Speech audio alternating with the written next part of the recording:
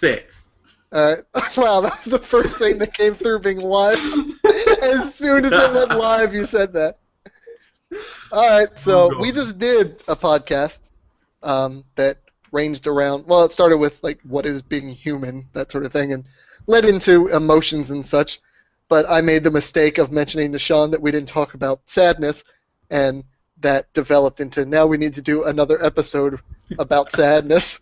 So we're doing another one on the same night that is about sadness. And Shaune is going to lead it, because fuck him, it was his decision. So what would you like to talk about in regards to sadness, Shaune?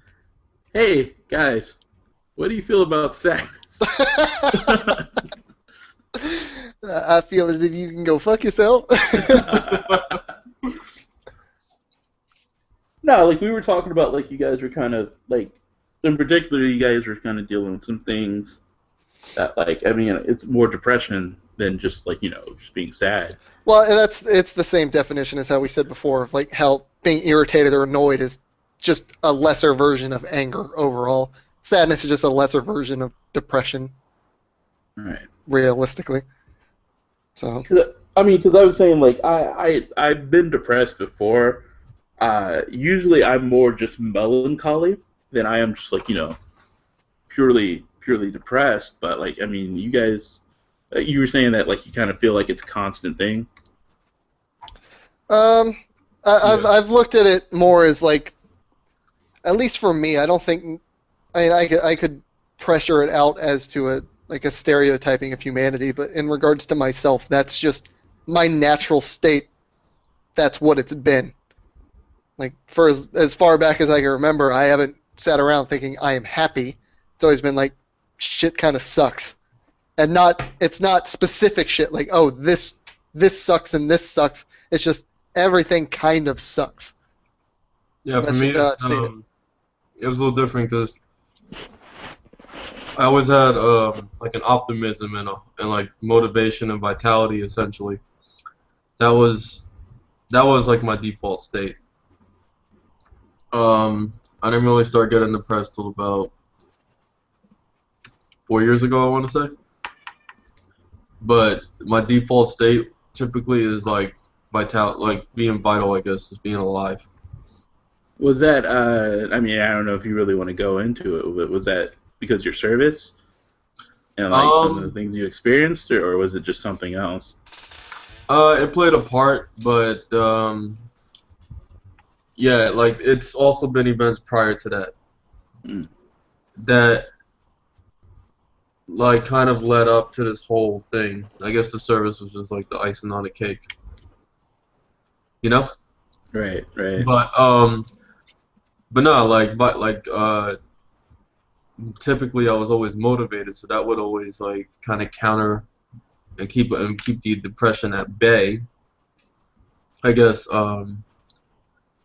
But yeah, depression itself, though, is I know it's something people fear to be. Like in this society, for some reason, you're made out to feel like you failed if you're depressed. There's a stigma against depression completely. Well, just sadness in general too. Yeah, and it's like, that's where I mentioned how the pursuit of happiness was avoiding that, because people like to forget, and they don't want to be reminded of that other side of humanity. And so I think in the society, it's become a stigma to be sad, or, you know, you get blamed for your own depression or your own sadness. Right. And one thing too is that people tell you to stop being sad, but that doesn't change the conditions around you that made you sad in the first place. So no one just openly just goes straight to being sad. Does that make sense? No, I almost, like, I don't want to, like, I think I kind of feel the stigma of saying, like, oh, I don't want to say I'm depressed, but at the same time, like, I mean, I do feel a constant lull of sadness, right? And it's not it's not so deep, but like it is like I like my natural state is kind of like Sherlock. It's melancholy. It's just like it's not so much that I can't be happy or there's nothing that I'm happy about, but like my default state is brooding and thinking about the fuck ups and mistakes that I've made and just being not happy. So yeah, I kind of get what you're saying. I spent it wasn't until probably after I moved back here from Georgia, which, how long ago was that? Maybe not even 2 years, like a year and It was a about half. a year and a half, yeah. Year and a half. It took until that point where I actually finally decided that depression was even a real thing. I had spent all my life before that thinking that depression wasn't actually a real thing. It was just, I think it was because that's what I was used to. It wasn't depression. It was just that's just natural how it is. Sort of like that brooding constant, the default state. Since it was my default state, that's not depression. That's just the default state of people. That's just where we are as people. We're always at that level, and that allows us the ability to become happy about things. Like, that's how I saw it. It wasn't until I got back when I realized, like, the reason that I couldn't really stay in Georgia is just it was getting so terrible there because I felt even more closed off than I had been before, and that's when shit was just getting really difficult for me. When, like, that whole thing where people said that, like, you're lonely when you can be surrounded by hundreds of people and still feel completely alone. Like, I'm living with people in Georgia, and I couldn't find anything positive about it. It's just like, even having people, like, someone there, because, like, I knew Josh seriously cared about me, but I didn't care, not you, Josh, but I lived with a guy named Josh. But, like, I knew white Josh. But I knew he seriously cared about me, but it didn't matter. I just didn't want to be around him anymore, almost because he did care about me. It's like, that's something that tends to happen, is that, like, when you're sad, you want someone to comfort you, kind of, but the heavier that sadness gets, the more almost comfortable you get with it, the less you want anyone else involved in it because you don't want to push that onto someone. That's why even to this day, I'm very much a listener. People will come to me with their issues and just rant about all the problems and the things they're feeling, but I don't go to anyone about my things. If I'm feeling bad, I normally don't tell it. Like, you just found out how long ago that I even struggled with depression, and I've known you for a long time, and you're definitely one of my, like, best friends. I just don't talk to people about that because I think it's because of how long I've experienced it and how many times I've been there for other people going through their problems that it turned me off from the desire to make anyone else have to deal with the shit I'm dealing with, because everyone's already dealing with their own shit. And I don't want to put anything on that. But when you do that, when you don't go to other people, I mean, it does get difficult because you're never getting it out in any capacity, and it just builds. But it's not fully a bad thing because it builds, but it becomes a comfortable sadness. It's like a comfortable negative that to even call back on the last one, I became content with being depressed. Like, I think that's why I have such a negative thing with contentment, is that I attached it to my state of being. That's why I don't like the word, because to me, I was content with just being at my default of depressed, kind of. Just to build on that, when you say content, I feel like it's more the way you just explained it, at least. It comes off more as like, and this happens to a lot of people too. It's not just you. So, and this is one thing that depression does too. It makes you feel like you're going through this alone, or like you're the only one. Yeah, but when you say content, I don't think you were necessarily content with it. More that just like when I mentioned in the last podcast about death. and how this guy talked about death like he became an unwelcome guest at the dinner table. Death. And fuck. Anyways, how you became comfortable with it. Yeah, how he became comfortable with it like it was like an unwelcome family guest at the dinner table. Not necessarily that you became content with it. It's still something that bothers you, but you've lost the vitality to fight it. Well, no. See, that wasn't the thing. It didn't bother me. It got to a point where, because it was the default state, I knew that I could be happier. I just didn't care if I did become happier, because that was the shit that didn't last. Being happy was something that would just drop back down to my default again, which was a natural state of melancholy. So I was content with just being melancholy because I knew it was stable. So I didn't care if it got better anymore. You accepted it. That's not necessarily Well, that is contentment to me. It's accepting where you're at and not caring. But I think you did kind of care about it. Like, I don't think you liked it as much because you wouldn't say anything about it. You get what I'm saying? Can I ask At the time, I didn't care. I care now. Can I ask this too? Do we even have a universally accepted definition of depression between the three of us? It's a very difficult thing to define, as much as anything else is. We didn't really agree on the other emotions we talked about in the last one. We had varying degrees of it. You're muted, Josh. Oh, okay. So what is depression to you, Sherlock, and what is depression to you, Shaune? He asked you first. I don't really know. Like, I think in a way, because it's not something that I've really defined, because it's not something I've considered as almost a singular thing. Like, there was too much to it.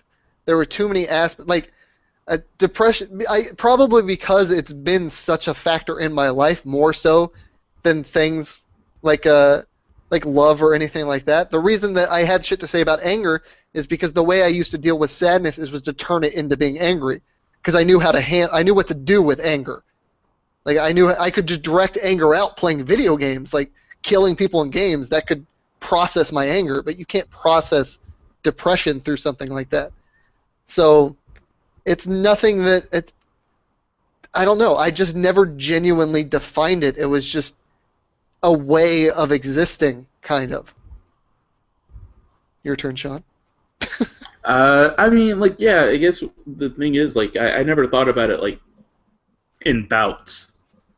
Like, you know what I'm saying? I guess I thought of it stereotypically, where it's just, like, this someone dies and you're sad, like that sort of shit. Well, no, not even that. It's just, like, an overwhelming feeling of, like, and everything just drops off. Like, you can't be happy. Like, you can't feel anything. It's like a dark, deep sadness that, like, you just can't feel like you can escape.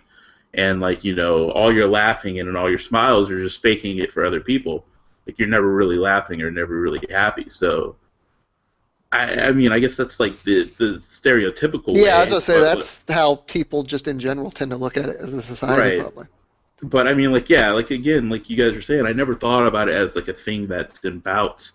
That, like, it's not so much that it's overwhelming and constantly, or it's not so much that it's overwhelming, but more so that it's constantly there, so that you can feel all those other emotions, but you always return back to that point. Yeah, like, I think that's why when you get a lot of depressed people do go through those mental phases of wanting to die and shit like that. The reason they don't kill themselves is because they know at some point they're going to feel something other than that. They will feel happy.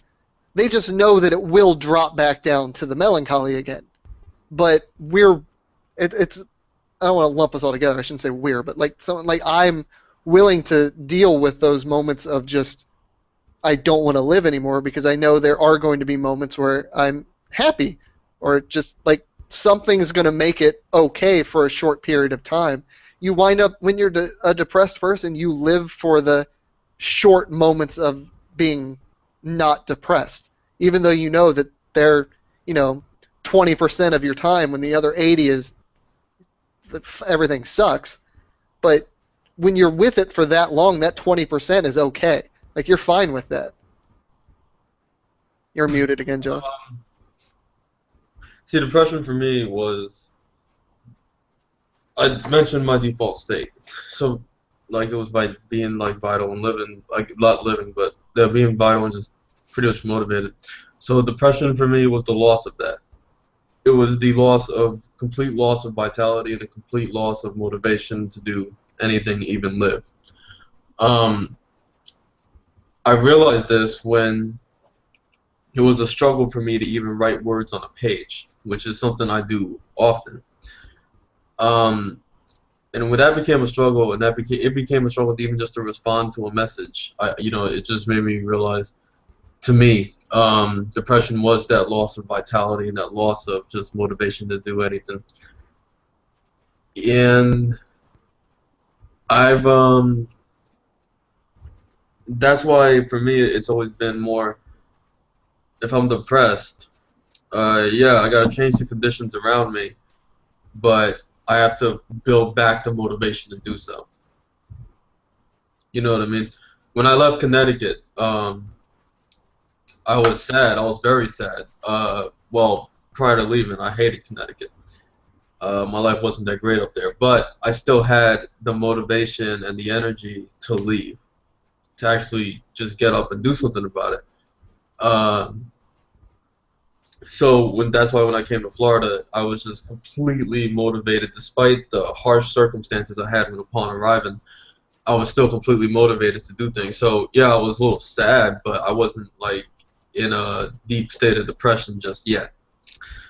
I was depressed in Connecticut because I felt trapped up there, and I think being trapped gets me hyper depressed, or the perception of being trapped. So yeah, for me, for some reason, my recent when I recently got depressed, it was more because I'd lost the vitality that I had. I lost the energy and the motivation I had, and it paralyzed me, more or less, in my actions. So with depression, I have found though that kind of like what you were doing, Sherlock, talking with people about it. Well, you were listening, more or less. For me, it became, I had to talk about it, something I never did before. You guys just found out about it. I had to actually open myself up to talk about it, and I think this goes back to what we were talking about earlier in regards to the emotion of love, the trust, the vulnerability that comes with that. Because your depression is something so close and deep to you that someone could use it against you to crush you. So I had to talk about it, but I didn't just talk about it with people that were close to me. I talked about it with strangers to find out they were going through something similar. Does this mean that I'm still, I'm done with depression? Not necessarily. It's just become a lighter burden. If that makes sense. No, that makes perfect sense, man. Yeah. Especially when you were talking about like the loss of vitality, like, yeah, I feel that like greatly, because sometimes it's just hard to like want to do stuff, like, and like it may seem like it's laziness, but like it's not like laziness is just like, yeah, I don't want to do this, but like I don't know, for me sometimes it's just like I don't see the point in it, and it's a little frightening, right? To have that feeling of like this is pointless. I don't see the point in doing this. I don't see the point in doing that. And like I again, like I guess I never really thought about it because that's always been my default state. Like, you know what I'm saying? And it's hard to it's because it's kind of a feedback loop. So I'll feel bad for feeling that way, and then feel bad because people probably have it a lot worse for me, so I shouldn't be feeling that way. So it's like, I don't know, I always felt like that malaise just crushing me from both sides, but like You know what's interesting too? You brought up a good point. How I guess we get this idea that, okay, people are going through worse than me, so I shouldn't be feeling this way. I should be happy. happy. Yep. But one thing you find out is, regardless of what events or experiences people have been through, we as humans have a limited range of emotions. For some of us, what would be considered small can trigger the same emotion that would be considered very large to another. So, me going through war, for example, or war, it wasn't really war, it was more just like a U.S. massacre. Me going through that can bring up the same emotion as a mother who just gave birth.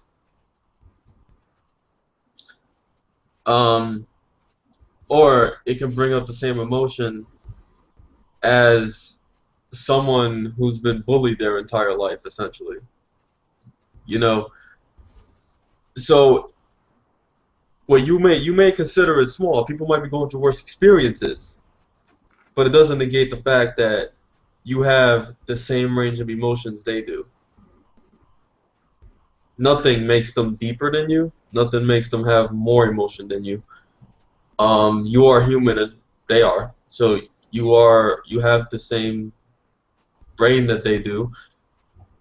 You're not going to experience a completely different emotion, you know, just because they went through a different experience. You know, you might, something small for you might be big, huge for them. Something small for them might be huge for you. You know what I mean?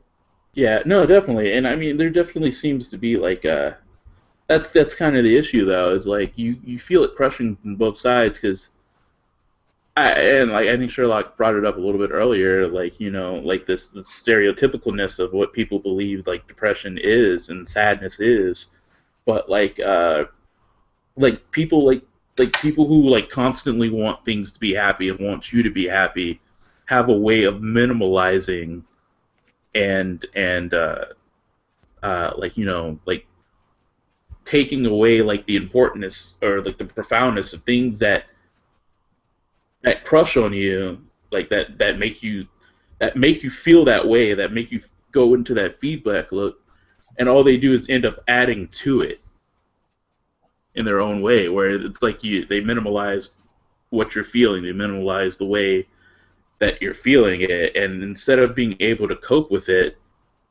they kind of make it worse.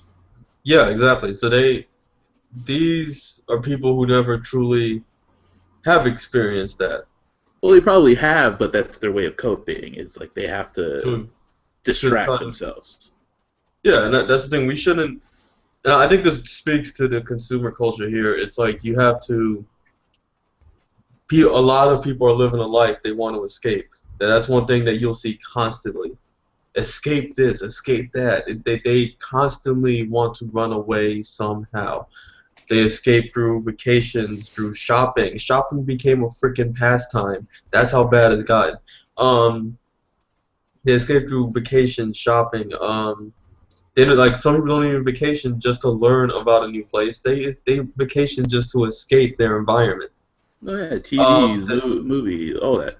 There's also movies. People escape through other people's stories. People escape through drugs. People escape through alcohol. People escape through having like a lot of sex with people. So there's various ways that people are trying to escape their life, and yet they can't do it. So what ends up happening is that they keep trying to be that. They keep trying to maintain this artificial happiness, but in the end, they know it's not real. So it's not going to get rid of the depression. And other people's sadness pops that bubble for them. I almost feel like It does. No, it does. It disturbs them because they're struggling already to try to find a way to cope with it. And then you see under someone else said their struggle, like their way of handling it, stops working because they need a fantasy world to live in order for this to work.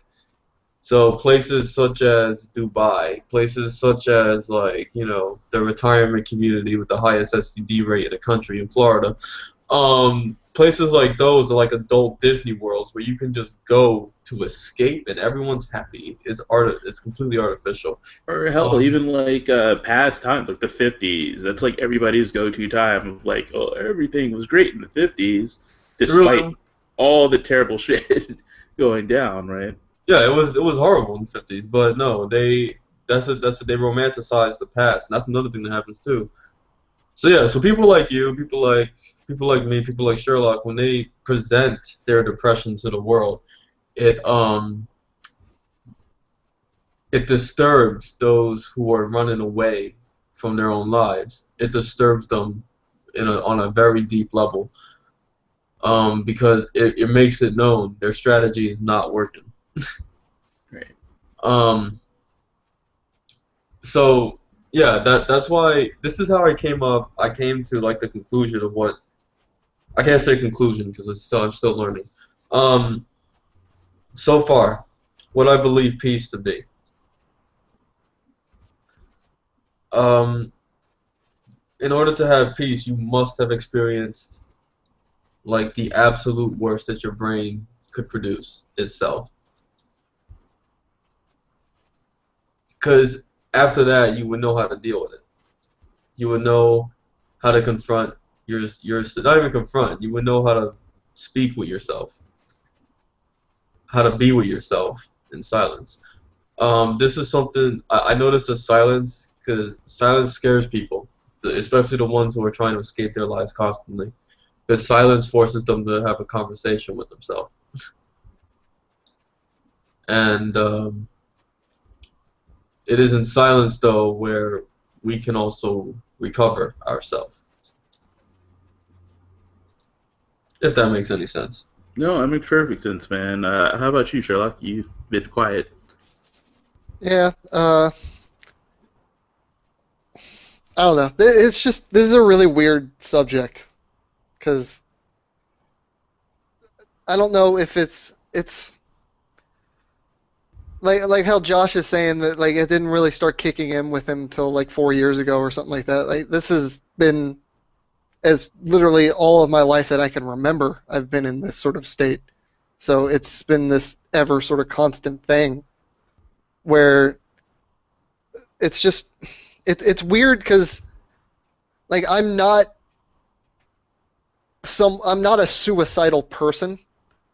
Like I've when I was younger, I've gone through the moments of thinking that I was at that point, but I never obviously went through with it, so I wasn't realistically there.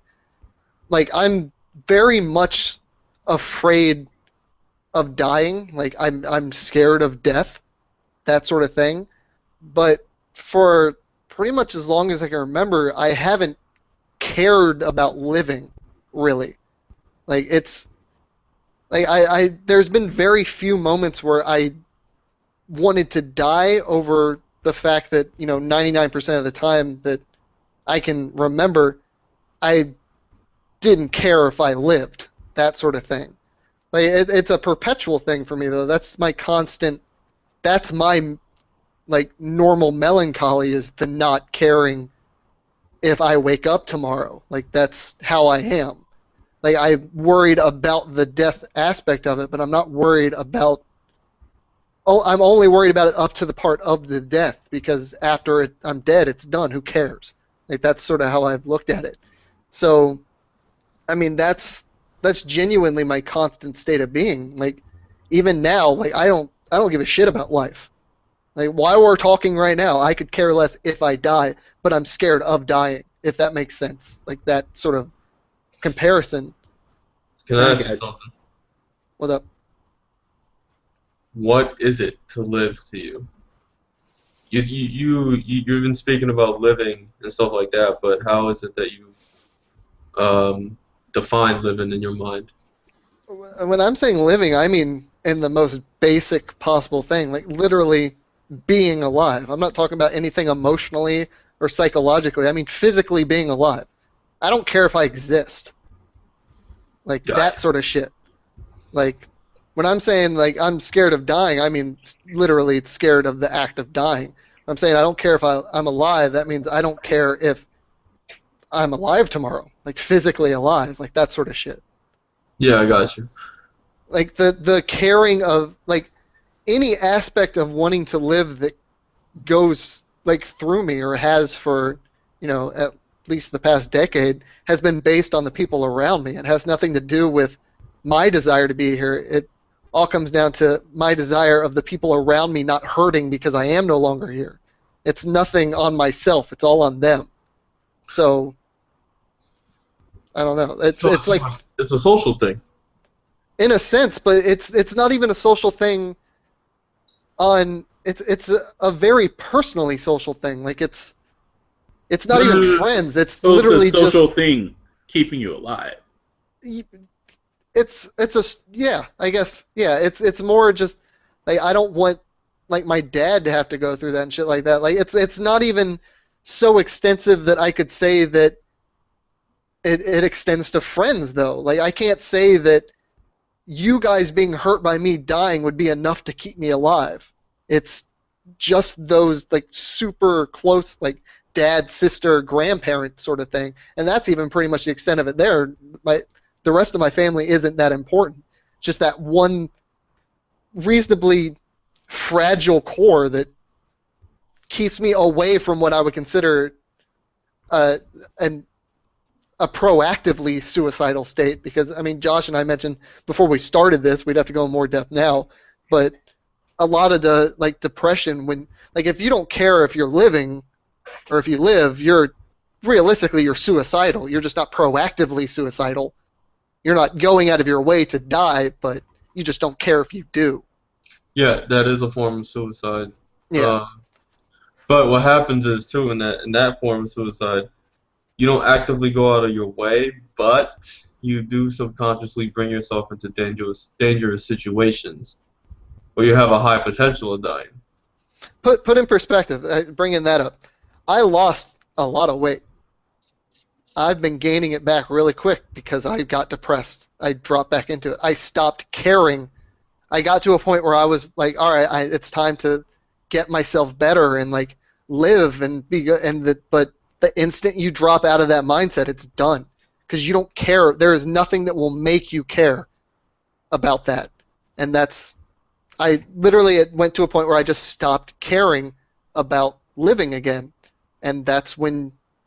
Like even something like just eating, you're killing yourself with something you consider enjoyable, but you're not. You're enjoying it on a very base level.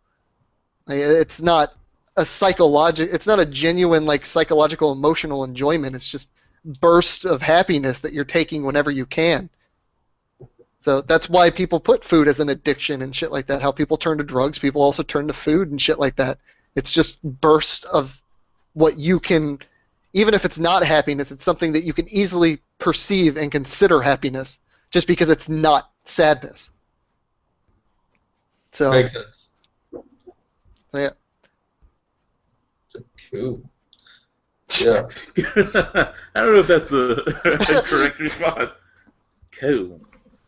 No, it's not. You don't want to live. But no. To be honest, though, Sherlock is right. When I was in Afghanistan, I lost, I felt like I lost my emotions. And at that apathetic state, I didn't really care if I died or not. First time that happened to me, where that was like, just completely, hey, let it butt, because I remember a mortar dropped like not even 20 feet away from me. Everybody's running around panicking. I just sat there, looked over, and then looked back and stared at the wall and just continued like nothing happened.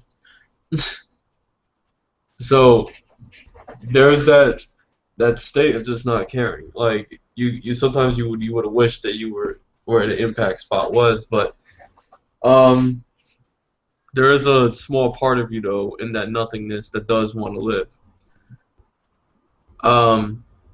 Some people call it self-preservation. And it's something that the mind it's an instinct that the mind can overcome. The mind can overcome the self-preservation instinct and just make you want to drop off the face of the planet, really. But this is where, I hate to say this, but this is where when you're in depression, I don't know if you guys this happened to you, but you got to really ponder over what death is. And I think this is also where it can make you either more depressed or more hopeful. Because what is it to really die? Sherlock, if you pass right now physically, you would never really be gone. But I would be, because the interaction is done. That's it. There's no more... The depression comes out of the having to react to existence.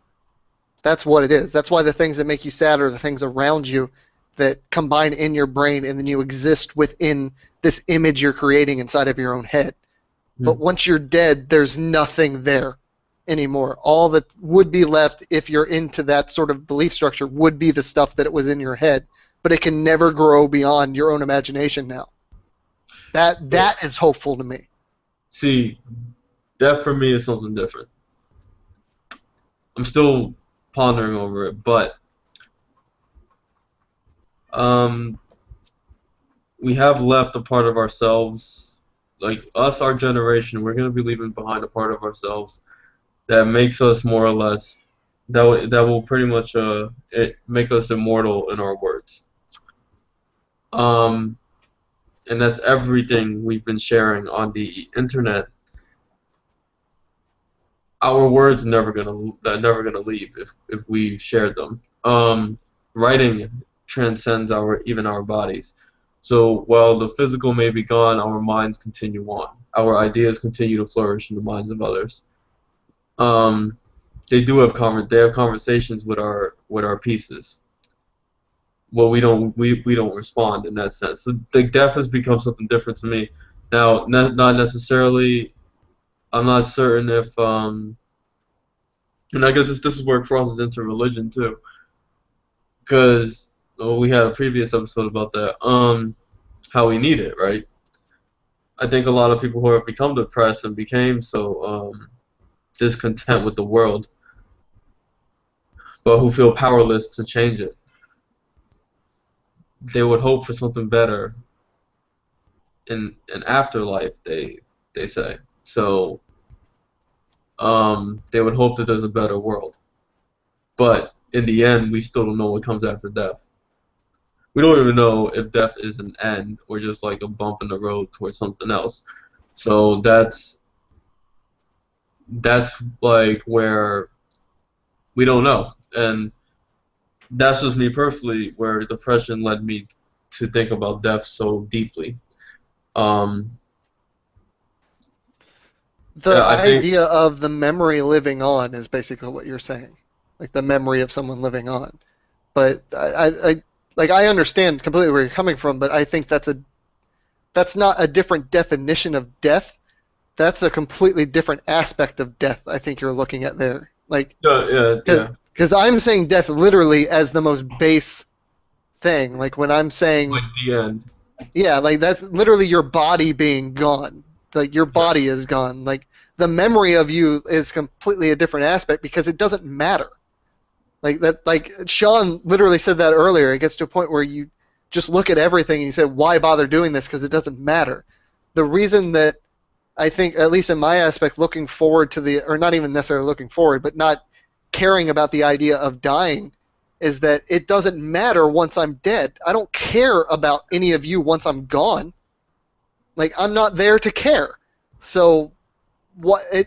it it's in a way of thinking if it's not going to matter once it ends, what's the point of worrying about it now, in a way? Why care about anything when once you're dead, none of it matters to you? And the only thing that holds you is sort of what you're saying before, that social connection. Like, the only reason that it matters to me, what I'm doing while I'm here, are the people that I care about that would be here when I'm not here. Like, what did I leave for them, if anything? Yeah. I got you. So yeah. Shaune, thoughts, Shaune, you have comments? anything to add? Well, you know. We bringing you down? We bringing you down? No, you can't bring me down. I'm already down enough. Well, we have hope. Justin Bieber get deported. Is it going to happen yet? So I'm really hoping.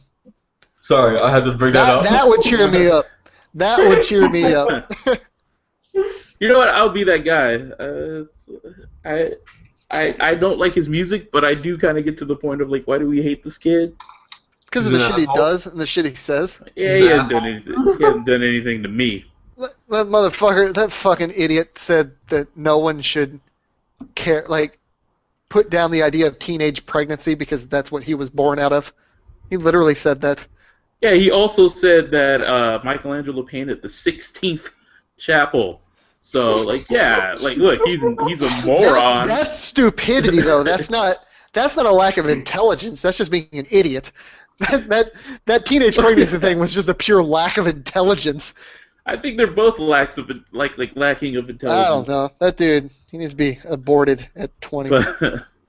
But, yeah, like, I've been thinking about that, like, and I don't know if it's because I'm old or if it's just like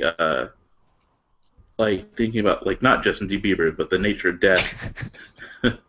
But I mean, I mean, especially when I was like a kid, man, I've had those thoughts of, like, maybe, you know, just driving, crossing over a bridge and jerking the wheel and just ending it all. And, like, you know, would that even matter in the long run? Or, like, even what I'm doing right now, does that matter in the long run? Like, your view of it, Josh, it's like, it's very hopeful. Or it's like you're going to leave a legacy, or you're going to leave something behind. You're going to leave these, it's very Cloud Atlas, like you leave something behind that inspires the next generation, or one person of that next generation. But, like, I mean, I don't think I'm that important. And I think that's what it boils down to. It's just like, I don't think there's any importance. I think I may have some importance to, like, my family, but I don't know. Like, and then in thinking of death in general, I've been indoctrinated, to say the worst. So I almost believe that it's either nothing, and we're going to oblivion, or I'm going to the other place, right? I just don't feel like there's a happy ending for me. Well, let me ask you this. Oh, sorry. Go ahead. You mentioned you were indoctrinated, in a sense, to feel like your words weren't important.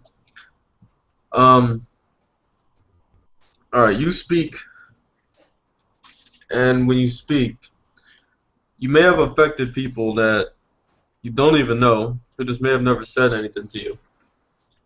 I'm pretty sure you've been influenced by people you never said anything to. Your words do hold weight. Well, all right, let me cut you off real quick. It seems to me that right now you're bringing in basically the butterfly effect sort of thing here, where just the little shit, it leads up into something else. Like, it's an indirect thing. Like, for all we know, just because of one random act that happened in someone's life, that's what allowed, you know, fucking Abraham Lincoln to actually become born, because of this situation led into this one that allowed his parents to have sex. Like, that's sort of shit. Like, the hope can extend on. I think sort of the point that Shaune was getting at with that, and maybe not, like, I just got this feeling from it, and I felt he was sort of expressing my side of it as well, is that I get that that is the truth. I just don't feel like it matters. I don't feel anything from it. Yeah. Okay. I can understand that people have done things to affect me that I don't even necessarily notice, like even retrospectively, maybe I don't notice, but I can know that they've done things for me. I just don't care because I don't feel like my worth deserved that in the first place. What Well, what does the idea of like transient bring to you guys? Does that make you depressed, or like the fact that there's no permanence in this world? Does this bring you more down, or does it actually bring you up?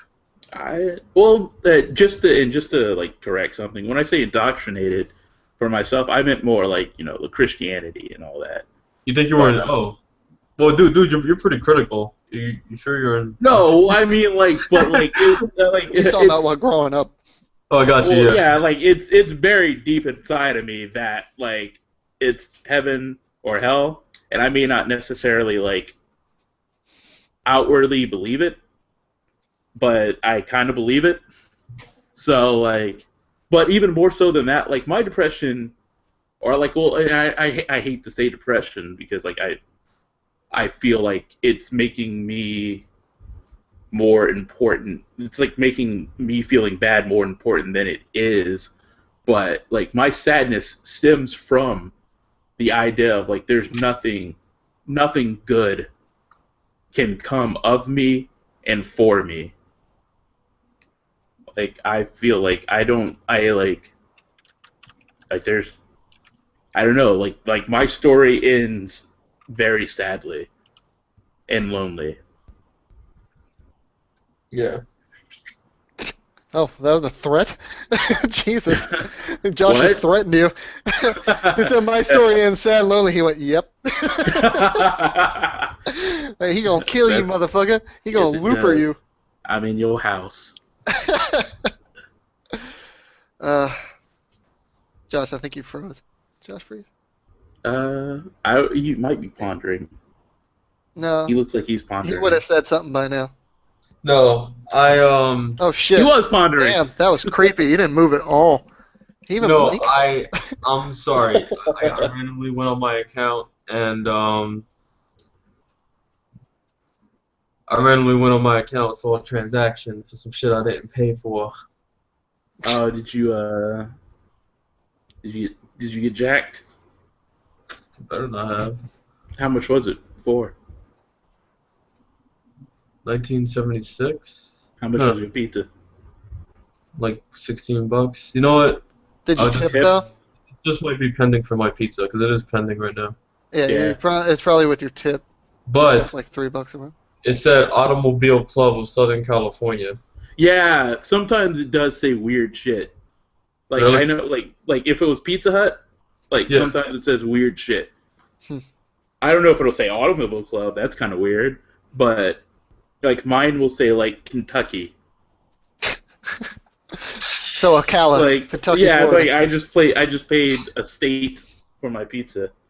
But I don't know. I also think that's why we're kind of funny, and that's probably tooting our horns too much. No, We're that's not been that always. funny. I remember listening to Opie and Anthony once when a bunch of comedians were on after Patrice died, and they were saying that almost all comedians are fun. There's fundamentally something hurt inside of them, like something is just there's something broken in their emotional like boundaries where you get to a point where humor is the thing that almost means the most to you because it's the addiction. It's an addiction to You guys, humor. you guys remember those masks?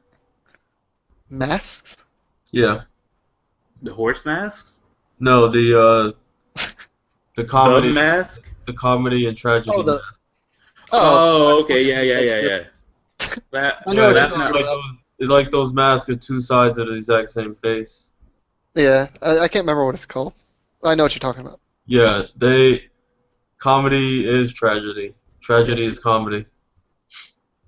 Yeah, I mean that's been a fairly unspoken thing in the like public view of comedy, but that like comedians tend to have just something fundamentally broken in their like emotions or psyche or something like that that leads them into that, and they tend to be very, cognizant of that. It's just not really recognized by the public.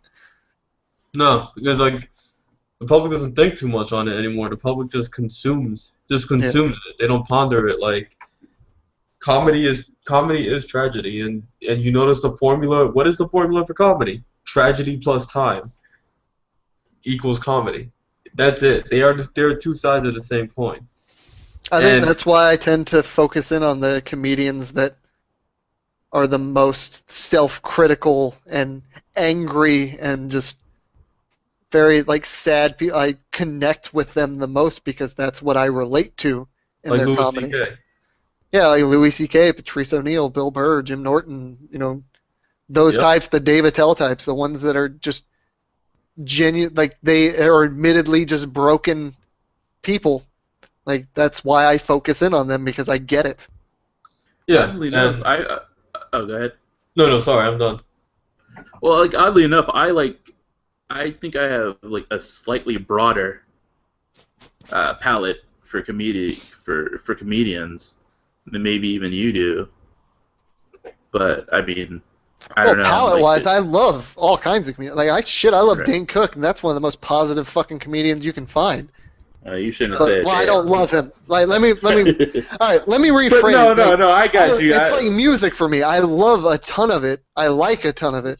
But there's just a few things that just speak to me on a more fundamental level to like how I consider myself. Like I feel something more from it. I agree with you. That's how I am with music, actually. More so, like I tend to like very depressing or like slightly not even depressing, just melancholy type music. Just That the shoegaze seems like a fairly new development with you. I don't really remember that being your thing I a year or two ago.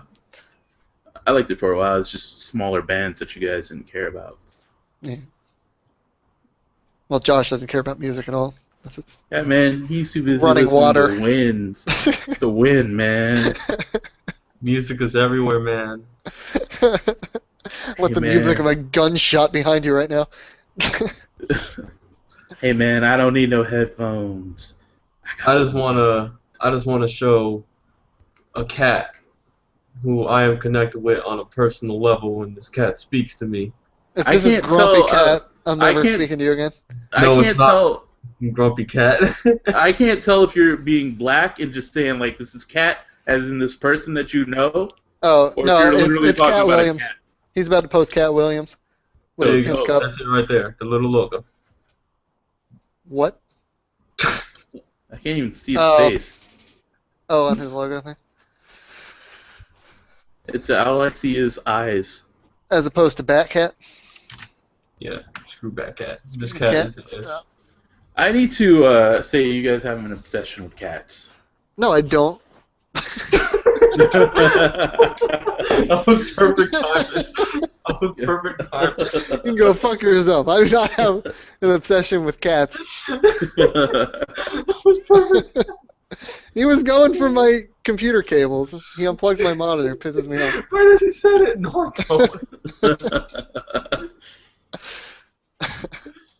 I don't.